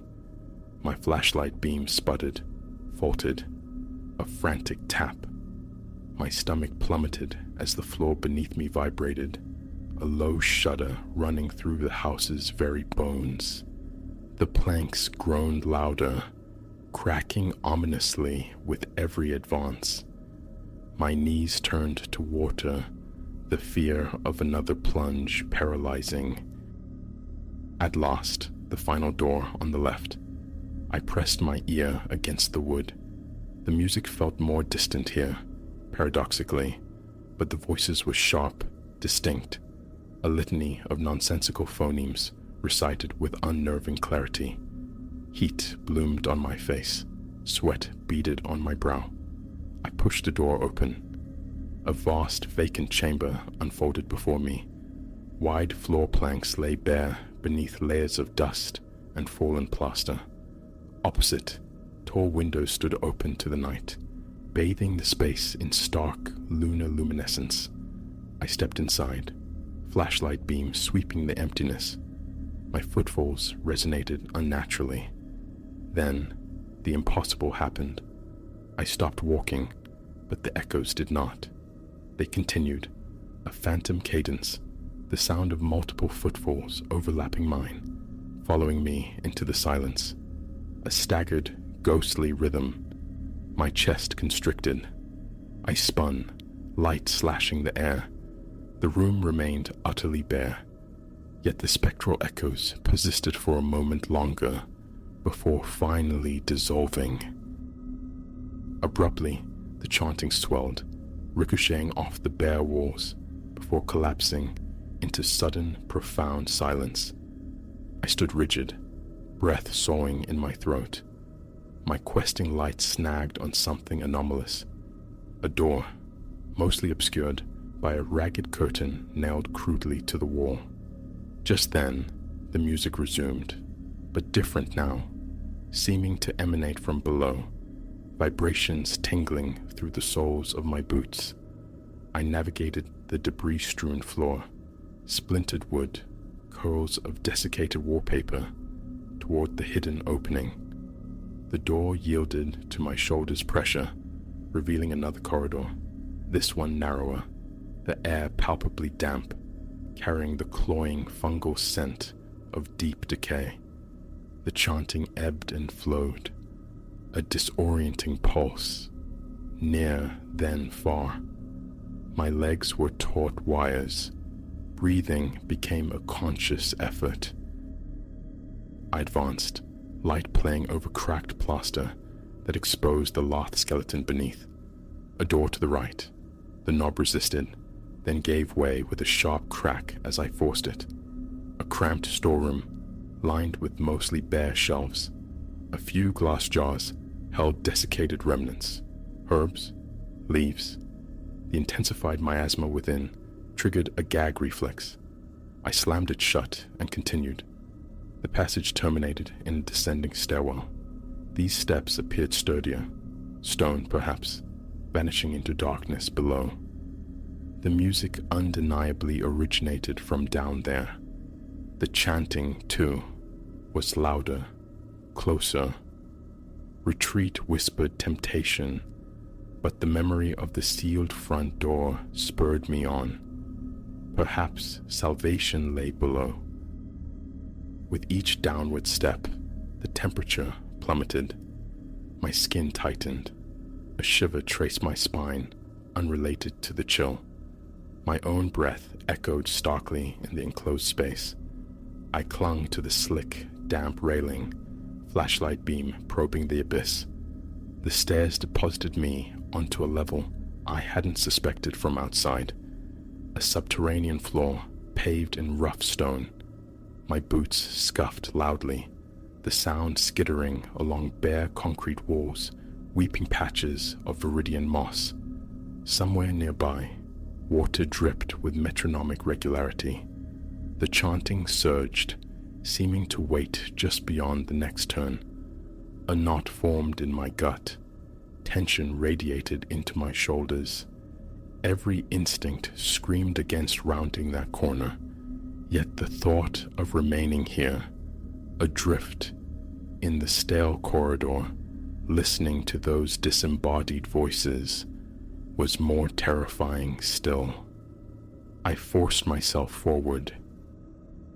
The corner revealed a long, rectangular chamber, perhaps once a cellar workshop. Rough wooden tables lined the periphery, their surfaces marred by dark, unidentifiable stains. Shelves at the far end stood vacant, but for scraps of brittle paper. And there, positioned centrally, sat an antique gramophone, its large brass horn gleaming dully.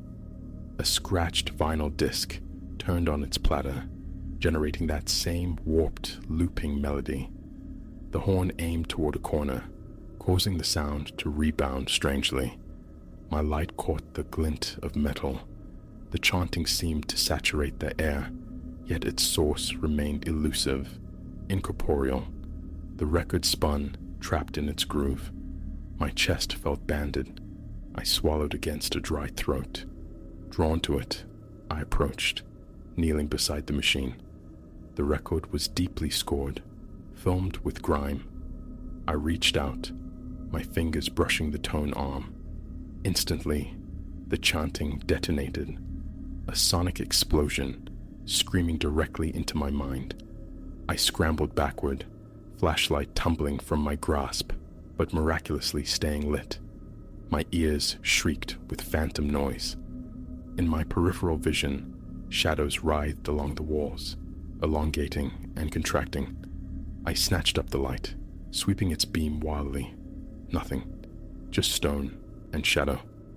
The auditory assault continued, relentless, making thought impossible. I clamped my hands over my ears, squeezed my eyes shut, heart battering my ribs. Breathe. Just breathe. Slowly, agonizingly, the volume receded, settling back into a low, indistinct murmur. Eyes open, the gramophone, the record still turning, needle tracking the same worn path. Steeling myself, I reached forward again, carefully lifted the arm, and settled it onto its rest. The music died. Silence crashed down, broken only by the persistent, soft plink, plink of dripping water. I stood frozen, breath held captive in my lungs, waiting for the other shoe to drop. My flashlight flickered, threatened, then steadied. The imperative was escape. Run. Turning from the silent gramophone, my eyes scanned frantically, landing on a single door set into the opposite wall. I scrambled towards it, light dancing ahead, revealing hazards. A rusted chain coiled on the floor, a depression where the stone seemed to have collapsed inward. Skirting the debris, I seized the handle. The door opened onto a narrow, rough-hewn passage. A current of blessedly cold, fresh air flowed from its depths. I plunged through, pulling the door shut behind me. The chanting felt muffled now, distant, trapped on the other side. The passage angled upward slightly. Ahead, a pale luminescence beckoned. Moonlight, An exit. Relief, sharp and physical, loosened the vice around my chest. Adrenaline surged, propelling my legs into a stumbling run. The tunnel terminated in a fractured doorway, its frame splintered, forcing me to stoop low. I burst out into the open air behind the house, a tangled wilderness of weeds choking a yard bordered by a skeletal, collapsing fence. The night air, cool and clean, rushed into my lungs. Above, a scattering of stars pierced the clear, dark canvas around a gibbous moon. My limbs trembled with reaction, weak but functional, free. I stumbled away from the structure's oppressive presence, tripping through waist-high grass and over unseen obstacles. Reaching the fence, I found a breach and squeezed through. Back onto the forsaken street, but further down now, near where it met another road. The house hulked behind me, a blacker void against the night sky. Its windows, I noted with the fresh wave of unease, were now tightly shut. Dark squares where open moors had gaped before. I stood on the cracked sidewalk, gulping air, my heart a frantic bird against my ribs. My shirt clung, saturated with cold sweat. Images flickered behind my eyes. The spinning record, the collapsing floor, the receding door. My throat was sandpaper, water, distance. That was all I craved. The house remained inert, silent. No music leaked out now, no spectral chanting. I retreated backward, unable to tear my gaze from its blind windows. Nothing stirred. No flicker of light betrayed any presence within.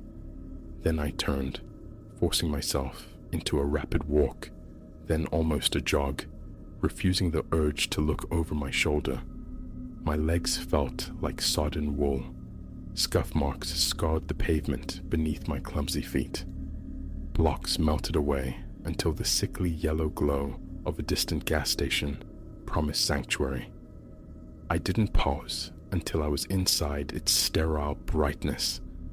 The clerk's indifferent glance registered my disheveled state, panting, sweat-sheened, coated in grime. Wordlessly, I purchased water, retreating back into the night to lean against the cool brick wall, downing half the bottle in desperate gulps. My fingers, I noticed, still trembled. Tiny splinters, souvenirs from that treacherous banister, pricked my palm. Dust and filth stained my clothes. Slow breaths, focus on the mundane, the drone of cars at the pumps, the distant hum of the highway. Reality. No insidious music, no chilling chorus, just the night air and the knowledge, the certainty that I was out. It was real. The whispers, the phantom steps, the floor yielding like rotten fruit, the malevolent spin of that record. Inexplicable, yet undeniably experienced. Who chanted? How did space warp within those walls? Why did the house seal itself, try to hold me? I couldn't fathom the answers. All I knew was the oppressive sentience I'd felt, the sense of a presence actively attempting to ensnare me. Sleep, behind locked doors, seemed an impossible luxury. I haven't returned. The neighborhood remains on my periphery, a place skirted around. That particular street is forbidden territory now. Sometimes driving past the general area, my eyes search the darkness for that silhouette, but I never find it. Perhaps it hides well in the shadows, or perhaps my gaze instinctively shies away. A residual disquiet always settles over me near there, a prickling certainty of being observed. The memory remains indelible, the echo of unseen followers, the terrifying crescendo of voices in the cellar. I rarely speak of it. The tale strains credulity, but the truth of it is etched into me. Avoidance is my only strategy.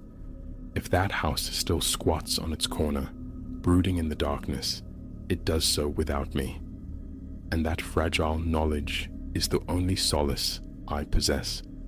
Shortcuts through desolate places are excised from my life. No matter the weariness, the long way home is infinitely preferable to risking another encounter with such hungry architecture.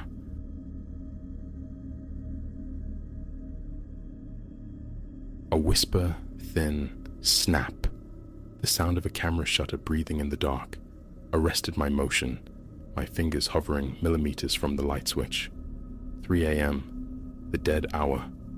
Silence, thick and absolute, should have filled my apartment. I was, ostensibly, alone. As inertia yielded and my head pivoted toward the source of that minute disturbance, a glacial current traced my spine. There, swallowed by the Stygian gloom of my living area, pulsed a single, insistent ruby eye, the telltale light of a recording device. Someone occupied this space with me, unseen, and a sickening certainty bloomed. This vigil was not new. My name is Anya. I never conceived that securing my sanctuary, this coveted loft, would plunge me into a waking state of siege. It began 3 months prior, the culmination of scrimped savings finally manifesting as a down payment on a breathtaking space carved from the bones of a resurrected factory. Exposed brick ascended towards vaulted ceilings, whispering tales of industry reborn. Its allure was immediate, visceral. The agent, effusive, extolled the virtues of its integrated intelligence. Lights that anticipated dusk, climate that learned my preferences, security woven into the very walls. Immaculate, seductive. Those initial weeks unfolded in a haze of contentment. I luxuriated in the sheer volume of the place, the way light cascaded through colossal windows, the profound sense of arrival. Mine. But then, dissonant notes began to creep into the symphony, minor irregularities easily dismissed, returning home to find lamps aglow that I'd sworn extinguished, the thermostat humming at temperatures alien to my touch. Waking once, deep in the night's embrace, to the television murmuring dialogue from a show I'd never selected. Forgetfulness, I reasoned. The eccentricities of settling in, yet the tendrils of unease tightened their grip. A persistent sensation took root, the feeling of being perceived, even in solitude. Fleeting motions teased the periphery of my vision, dissolving into nothingness the moment I turned. Then arrived the night punctuated by that almost inaudible shutter click. Rooted to the spot, I stared, transfixed by the malevolent pulse of red across the room. My thoughts fractured, scattering. How long had it resided there, this silent witness? What other intrusions lay concealed within my haven? With hands that trembled like autumn leaves, I finally threw the switch, flooding the room with harsh light, and commenced the hunt. The subsequent hour yielded 3 more clandestine observers, one nestled in the intimacy of my bedroom, another tucked away in the bathroom's sterile privacy, a third secreted amidst the kitchen appliances, diminutive, expertly camouflaged. Had I not been actively seeking them, their presence would have remained an insidious secret. Violation washed over me, cold and absolute, exposed. Who held the other end of this gaze, and for what purpose? Instinct screamed for the authorities, but as my fingers closed around my phone, A chilling counterthought paralyzed me. What if this network extended beyond a lone voyeur? What if the system itself was compromised? Strategy was paramount. This apartment, riddled with unseen eyes, was no longer safe. Yet, tipping my hand, revealing my discovery to whoever orchestrated this, felt equally perilous. I seized a bag, forcing a semblance of normalcy onto my movements as I packed essentials, clothes, toiletries, my laptop, provisions for an indefinite absence. I dialed a friend, carefully modulating my voice to casual indifference, requesting refuge. "Just need a change of scenery," I offered, praying the tremor beneath the words went undetected. Stepping into the hallway, the awareness of my neighbors sharpened.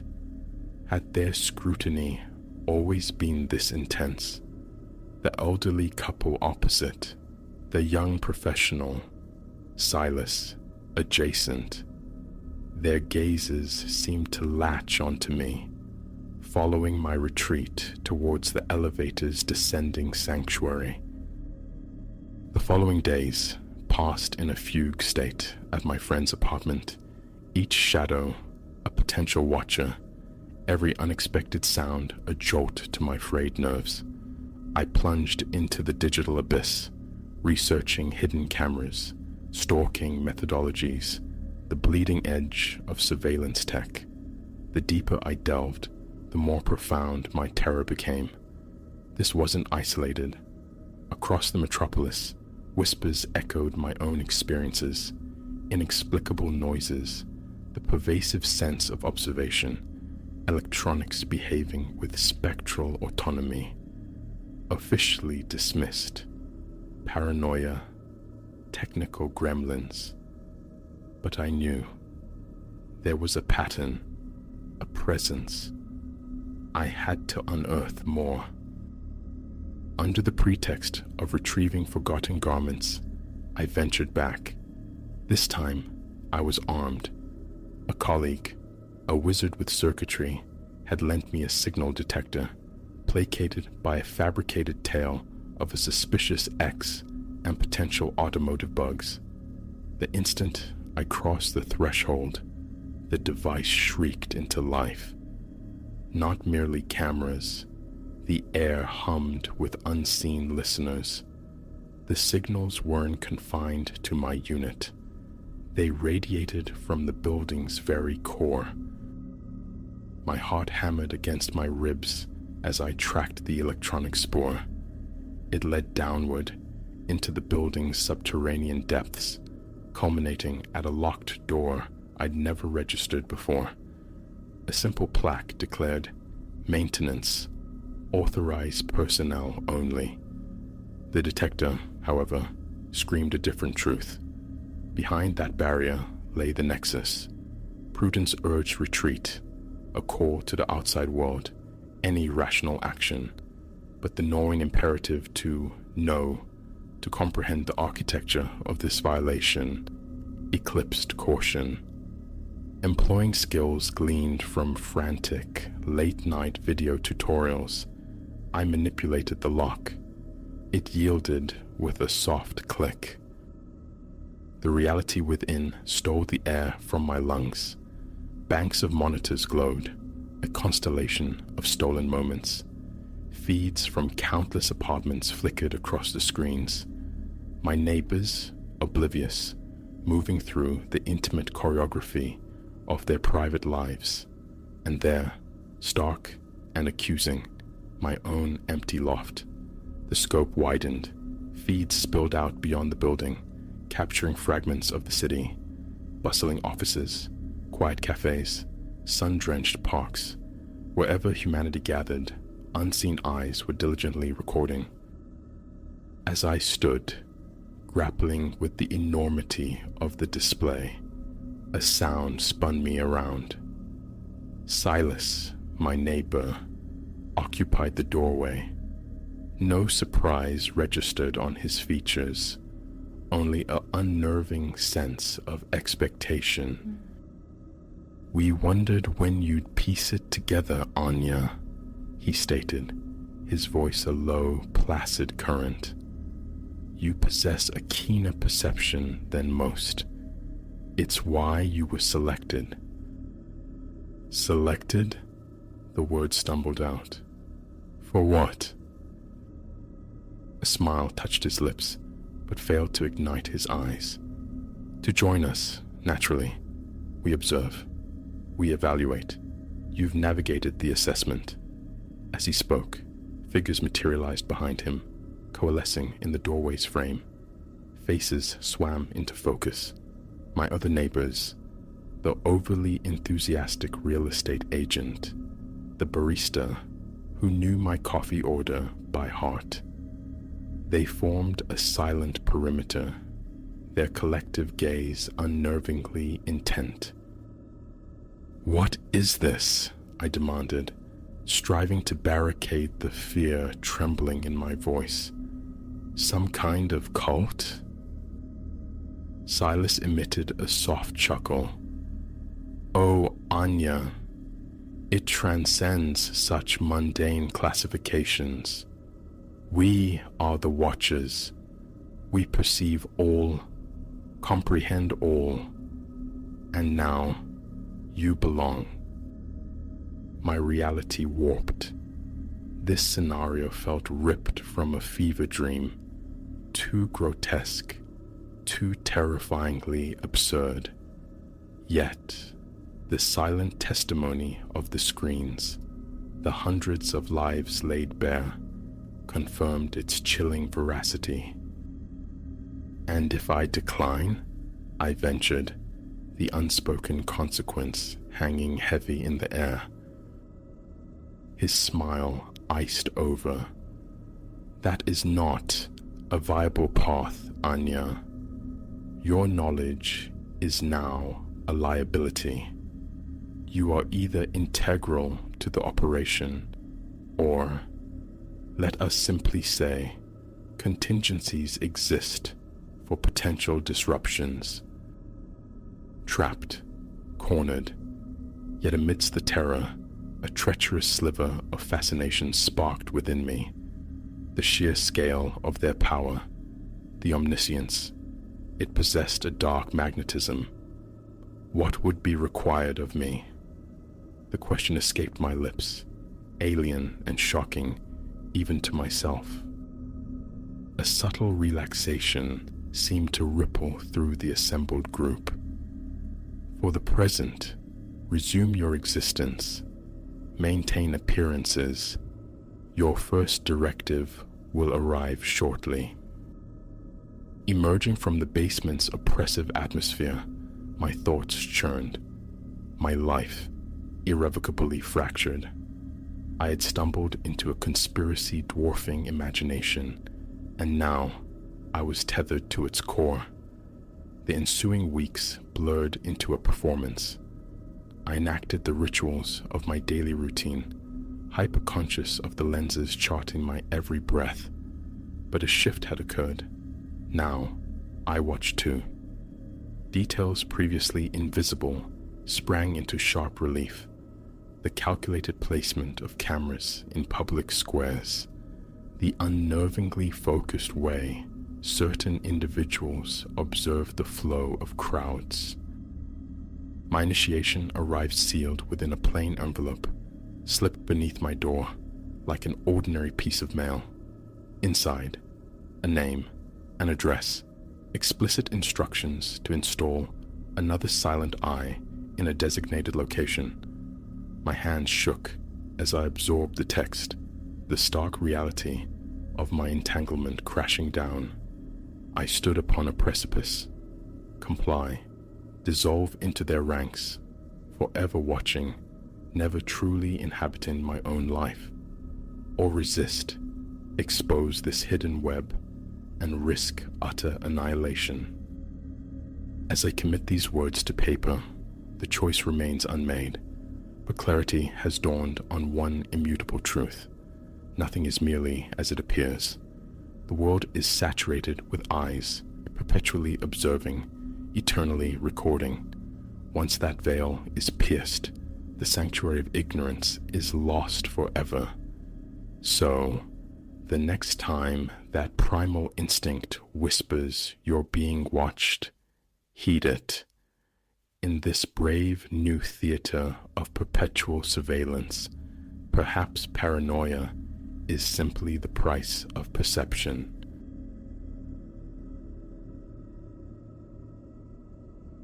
The memory remains indelible, etched not in thought, but in sinew and nerve. That first dawn I witnessed visages bloom within the fire. I was immersed in the profound solitude of a remote valley, seeking refuge in a weekend of primitive camping. This sanctuary, visited before, had always offered a balm of quietude, an expanse untroubled. But that night, the familiar peace fractured, replaced by an invisible tether, a grip that tightened and refused release. Arrival came under the waning afternoon sun. My pack, a leaden weight, dug into aching shoulders after the long trek. Stillness saturated the air, broken only by the distant cries of unseen birds and the dry sigh of wind through brittle scrub. Near a meandering stream, I chose my ground, a relatively level patch marked by a circle of stones, the ghost of campfires past. Gear deposited, I wrestled the tent into existence, a 30-minute ritual of poles and stakes, double-checking each anchor against the caprice of the night. As twilight bled across the sky, the hunt for firewood began. Fallen limbs lay damp beneath the open sky, compelling me towards drier offerings sheltered beneath the skirts of larger trees. My hands grew grimy, scratched by coarse bark. Leg muscles protested the constant stooping, yet I amassed a respectable pyre within the stone ring. From my pocket, a lighter emerged. Dried leaves resisted, then reluctantly surrendered to a tentative flame. Gentle breaths coaxed it wider until it licked eagerly at the twigs. The nascent fire crackled its approval. Settling onto a folded blanket, I stretched weary limbs, mesmerized by the flame's erratic dance, their incandescent tongues flicking sparks into the deepening gloom. An initial tranquility settled over me. Eyelids, heavy with the day's exertion, fought to remain open, reluctant to relinquish this fragile peace. Then, observing the fire's heart, a peculiarity surfaced. Shapes coalesced within the shifting inferno, not the usual abstract forms, but faces. Mute mouths opened, closed, miming unheard words. Whispers, I felt, more than heard. Fatigue, I reasoned initially. Blinking, rubbing my eyes, only sharpened their definition. I leaned closer. A frantic drummer took up station behind my ribs. A metallic tang bloomed on my tongue. The faces seemed distorted, their movements languid, unnervingly deliberate, straining towards articulation. A soft, sibilant hissing threaded the air. The fine hairs on my nape prickled upright. Scrambling to my feet, I backed away, seeking to sever the unsettling connection. A whisper, faint yet distinct, brushed my ear like a phantom breath. I spun, finding only empty air. Breath hitched, ragged, shoulders nodded defensively. Compelled, I turned back to the fire. Wood cracked, a sharp retort shattering the quiet. Flames surged, and the faces reformed, clearer now. Murmuring arose, not loud, but rhythmic, evocative of some hushed, persistent chant. I sank down again, palms pressed hard against my thighs, straining to decipher the susurrus. Leaning in, heat pressing against my face, the murmurs gained texture. Fragments emerged. Trail, then ravine, and unmistakably follow. A chaotic jumble yet undeniably present. My chest constricted, my heart hammered, a frantic prisoner against my ribs. A swift scan revealed only encroaching darkness, the silhouettes of bushes, utterly alone. The voices emanated from the flames. Rising once more, I retreated further. Instantly, the flames leapt higher, tendrils of light seeming to grasp for me. A wave of heat washed over my face, stinging my eyes. More words surfaced, murmuring of an old path, a sudden drop into a deep fissure in the earth. I knew of a ravine nearby, a place unexplored on my previous visits. A cold knot of panic tightened in my gut. My legs trembled, breath grew shallow, inadequate. Turning away from the fire became an imperative. Yet, barely a few steps taken, the flames erupted in brilliance, transforming the modest campfire into a miniature furnace. Light poured forth, concentrated into a searing corridor of heat and glare. Arms flew up instinctively to shield my face. Eyes watered fiercely. The very air seemed to sizzle. The whispering intensified, coalescing into multiple voices, a chorus urging me onward toward the unseen ravine. I remember fists clenching, standing rooted, torn between primal fear and a bizarre, insidious compulsion to obey. Skin prickled with heat, sweat beaded on my forehead. My pulse thundered in my ears. I pivoted towards the tent, desperate to escape the luminous tunnel. The instant my weight shifted, the flame subsided somewhat. A calculated retreat, a lure. I refused the bait. Darting into the tent, I fumbled with the zipper, hands shaking uncontrollably. Sealed inside, enveloped in darkness, the frantic rhythm of my own breathing filled the small space. Outside, the fire crackled faintly. The whispering, though muffled, persisted, an undeniable presence just beyond the thin fabric wall. I sat cross-legged, staring into blackness, forcing slow, deliberate breaths against the tightness in my chest, the ache in my lungs. Gradually, the fire consumed itself. The glow against the tent walls dimmed, faded. Exhaustion, potent and undeniable, finally dragged me down onto my sleeping bag. My mind buzzed, a hive of confusion and fear, but oblivion beckoned. I surrendered, praying for the mundane clarity of morning. Sunrise found me stiff-necked, my back protesting the uneven ground. Unzipping the tent released the scent of damp ash into the cool air. The fire pit held only charcoal remnants and half-consumed sticks within its stone embrace, deceptively ordinary. The valley's profound hush seemed restored. Fatigue-induced hallucination, I tried to persuade myself. Yet approaching the pit, an involuntary chill traced my spine. The charcoal fragments seemed unnaturally scorched, twisted into grotesque parodies of contorted faces. Rubbing my arms, I fought to dispel the memory's residue. Packing became a frantic, hurried affair. I couldn't tolerate another moment in that spot. Clammy hands fumbled with straps, while my eyes darted nervously, scanning the perimeter for unseen watchers. Backpack hoisted, I turned back down the trail, each footfall echoing the pounding in my head. No other hikers crossed my path. The valley kept its secrets. Home offered a semblance of normalcy. Gear stowed away. A long, hot shower eased sore muscles, grounding me in familiar surroundings. For days, I deliberately walled off the memory, immersing myself in routine, work, mindless television, the pretense of equilibrium. Then a power outage plunged the house into darkness. I lit a candle. As the small flame wavered, casting dancing shadows, a low murmur reached my ears.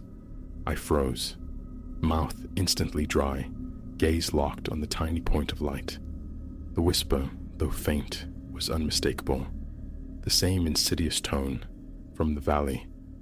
With a choked gasp, I snuffed the flame, heart hammering, embracing the sudden blackness. Risk was intolerable. My mind raced. Was I fracturing? Yet the sound had been utterly real. From that moment, the curse was sealed. Lighting a match, a candle, even flicking a lighter unleashed the voices. Every ignition brought the soft, chanting susurrus, the persistent urging towards unknown destinations, different trails, mentions of a gorge, a hollow deep within the earth, scattered words, always imbued with a chilling urgency. An aversion to fire became instinct. Cooking shifted to the electric stovetop. Cold meals became common. Flashlights replaced matches. Lighters were banished, but vigilance sometimes slipped. An afternoon barbecue at a friend's house. He needed help with the grill. I tried to demur, but he insisted. The moment the propane caught, the low whispers filled my ears. I recoiled, dropping the lighter. My friend's concerned query met a mumbled excuse about a burnt finger. Heart pounding, I retreated from the grill, the soft chanting a persistent hum beneath the surface of hearing. Feigning the need for something from my car, I fled the yard, arms tingling, forehead damp despite the mild air. A sudden headache, I claimed, and drove home, shaken. Weeks dissolved into a state of heightened nervousness. Open flames became objects of dread. A smoker using a lighter prompted an abrupt turn. The candle aisle in the grocery store was strictly avoided. Nightmares became frequent visitors, replays of the campfire faces, their whispered commands pulling me inexorably towards that ravine. I'd wake drenched in sweat, heart battering my ribs, body rigid, breath shallow. A morbid curiosity gnawed. Could the valley itself hold an explanation? Returning felt both necessary and terrifying. The thought of deliberately lighting another fire, inviting those voices, invoking their command to walk into some hidden abyss, was paralyzing.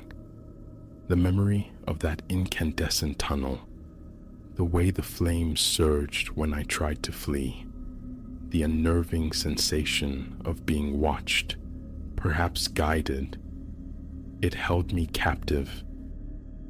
Driven by a need for answers, however faint, I haunted the local library, poring over old trail guides and regional maps, standard paths, familiar geography.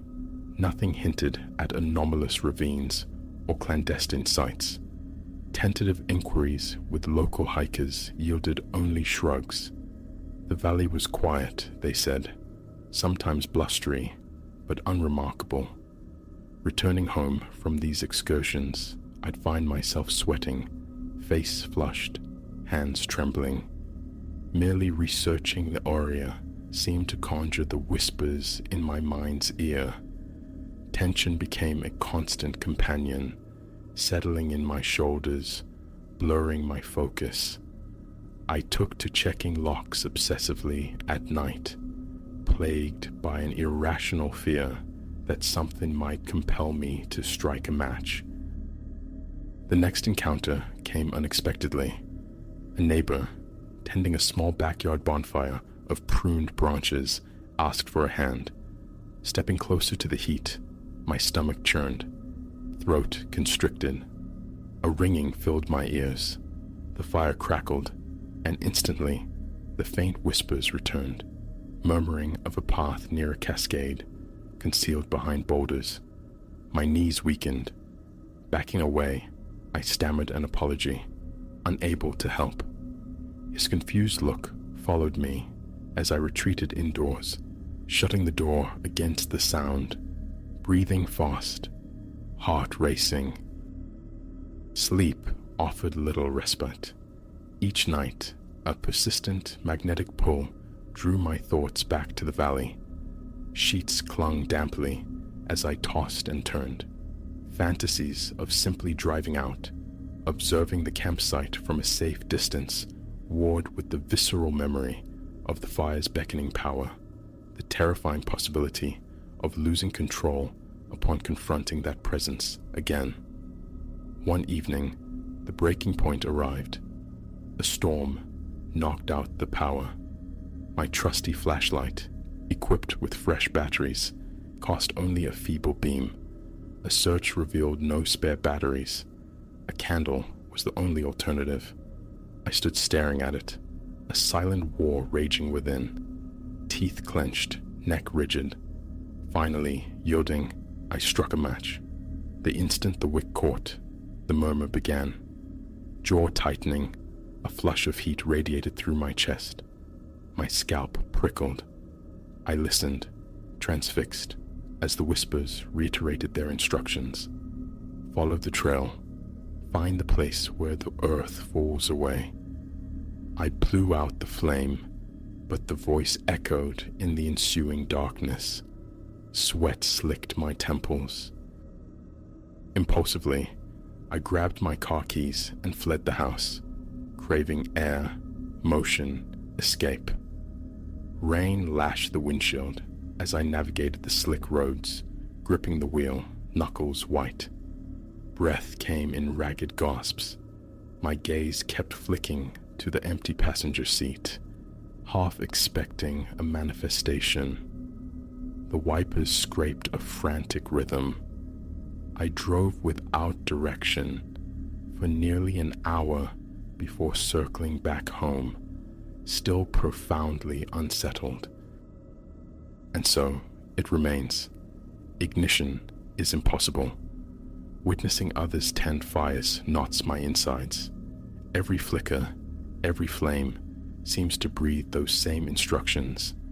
The voice is constant, unchanging in its obsession with hidden paths, deep terrestrial scars, and rituals beyond my comprehension.